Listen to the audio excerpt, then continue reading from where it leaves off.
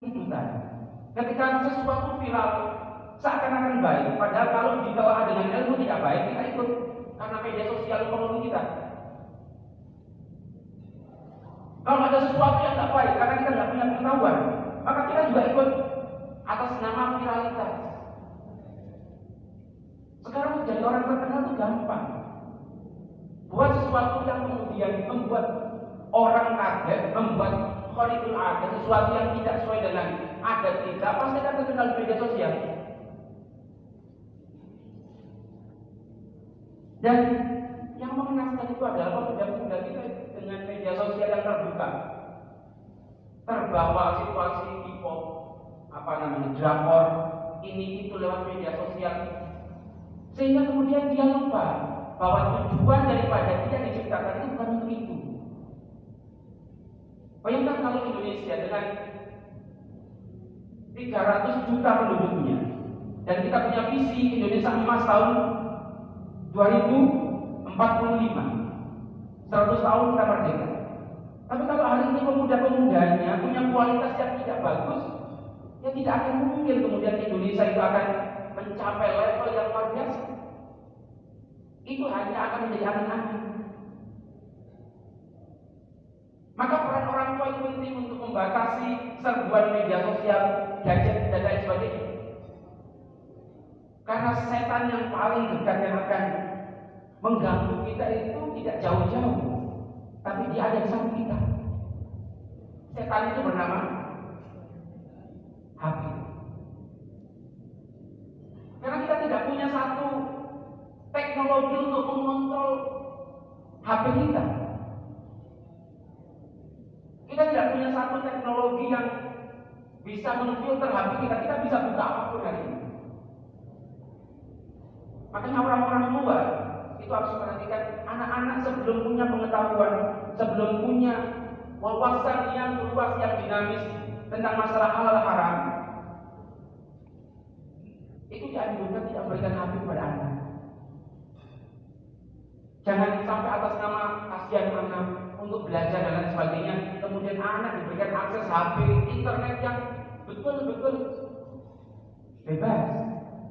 Kalau jenengan kemudian membaca orang-orang hebat, misalkan Bill Gates. Bill Gates salah satu orang paling kaya di dunia. Dalam tarbiyah, dalam pemberian pendidikan kepada anaknya tidak akan diberikan HP yang canggih sebelum kuliah. Ini enggak. Hari ini umur 2 tahun, 3 tahun, bahkan anak-anak masih kecil ya sudah atas nama biar tidak nangis, tidak apa dikasih HP. Ini salah. Ini kita tidak akan bisa memproduksi syabun nasya'a fi ibadatillah, pemuda-pemuda dengan kualitas Imam Ali. Imam Ali masuk Islam usia 10 tahun. Muhammad Al-Fatih menaklukkan Konstantinopel usia 21 tahun. Sekarang kita pada usia 10 tahun, pada usia 21 tahun kita di mana? Prestasi apa yang kita bawa? Kita hanya bisa membunuh, menyalahkan keadaan, menyalahkan orang-orang barat. Aduh, dasar orang kafir. Itu bukan kesalahan mereka, kesalahan kita. Karena kita lalai untuk memberikan pendidikan yang sesuai dengan manhaj nubuwah. Kita terbuai dengan parenting yang tak karuan, parenting ala barat, parenting yang sekadar mengajarkan bahwa tujuan kehidupan itu adalah materi. Itu yang kemudian salah kaprah dalam pendidikan anak-anak muda kita. Pertama kali parenting yang diajarkan Rasulullah itu adalah ajar. Pertama kali parenting yang diajarkan Rasulullah kepada para sahabatnya itu adalah kebersihan hati. Niat ditata dulu. Contoh paling baik adalah Abu Bakar. Abu Bakar tidak banyak meriwayatkan hadis. Tetapi pertanyaannya, kenapa Abu Bakar menjadi manusia paling mulia setelah Rasulullah? Karena punya keimanan, punya kebersihan hati yang sangat dalam. Hari ini kita didik anak kita bandingkan itu sama mobil Alfa, itu sudah punya ini, itu yang kita tanamkan. Sehingga produk-produk anak-anak muda yang kita hasilkan adalah produk material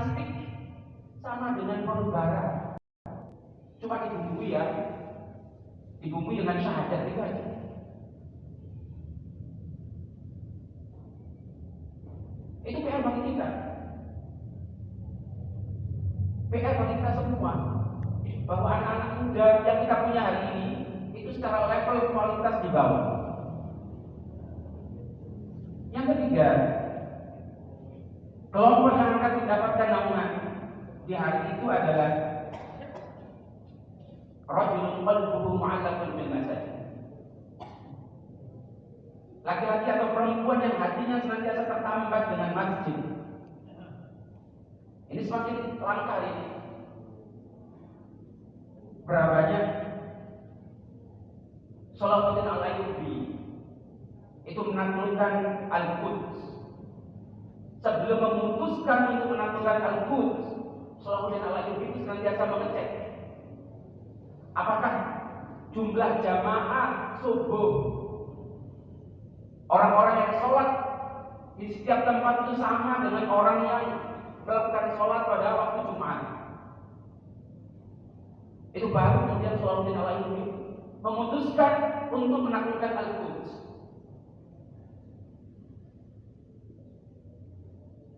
Nah, hari ini kita teriak-teriak bebaskan Palestina, bebaskan Palestina. Nah, yang sholat subuh baca 1-2 rakaat, 1-2 atau 3 sholat. Karena standar sholat subuh itu luar biasa susah bagi orang-orang yang tidak punya keimanan. Maka hipotesa dari para Salahuddin Al-Ayyubi, ketika orang sudah berduyun-duyun sholat subuh, itu artinya level keimanan mereka itu sudah kokoh. Lalu menciptakan generasi-generasi yang qalbuhu mu'allaqun bil masajid. Ini juga PR bagi kita. Masjid itu kemudian harus mengadakan berbagai macam kegiatan disesuaikan dengan zamannya, agar segmennya bukan sekedar orang-orang tua, segmennya juga mampu menarik anak-anak muda dan anak-anak kecil. Dibuat acara apa sehingga orang terenyuh, orang kemudian punya kesadaran, oh masjid ini adalah salah satu tempat paling positif yang memberikan energi paling positif. Tapi mayoritas dari kita, para takmirnya bertengkar ini, itu dan lain sebagainya, sehingga pertengkaran itu membuat waktu berjalan dan tidak ada lagi kesempatan untuk membuat inovasi-inovasi di masjid dalam rangka menarik minat masyarakat. Ini semua challenge bagi kita, tantangan bagi kita. Semuanya kemudian harus akur, harus saling berkontribusi untuk menciptakan para generasi-generasi yang hatinya tertambat kepada masjid. Harus ada inovasi, harus ada keberanian, harus ada swadaya, kerjasama, sehingga para anak muda itu lebih memilih nongkrong di masjid. Kalau di Turki itu ada masjid, setiap masjid itu punya namanya caihan. Saya di Turki hampir 10 tahun. Jadi dalam tradisi mereka, di setiap masjid itu ada caihan. Caihan itu adalah ruangan khusus untuk mengeteh. Jadi orang-orang kemudian disiapkan teh, bisa ngeteh, bisa ngobrol di situ, obrolan apapun, mengalir di situ. Subuh orang datang berduyun-duyun, itu sebelum sholat itu mereka minum teh, ngobrol. Bagaimana perkembangan ini, perkembangan itu. Habis pulang, habis jamaah kemudian tidak langsung pulang, ngobrol dulu di caihan ini. Itu salah satu inovasi yang diciptakan oleh peradaban Turki Usmani. Dibuat taman-taman yang indah sehingga anak-anak kecil bermain bola di situ. Itu inovasi untuk menciptakan produk-produk rajulun qalbuhu mu'allaqun bil masajid. Dibuat inovasi seperti ini sehingga produknya itu adalah orang-orang yang hatinya senantiasa tertambat. Kalau orang itu hatinya sudah tertambat ke masjid, maka dia akan punya kualitas berinteraksi yang tinggi. Akan bertanya siapa yang sakit, kepedulian sosial yang tinggi, akan menghilangkan sifat ananiyah, egoisme. Orang-orang yang kemudian egois itu karena jarang ke masjid, jarang berinteraksi, seakan-akan tidak butuh pada orang lain. Harus ada inovasi seperti itu agar muncul satu generasi yang qalbuhu mu'allaqun bil masajid.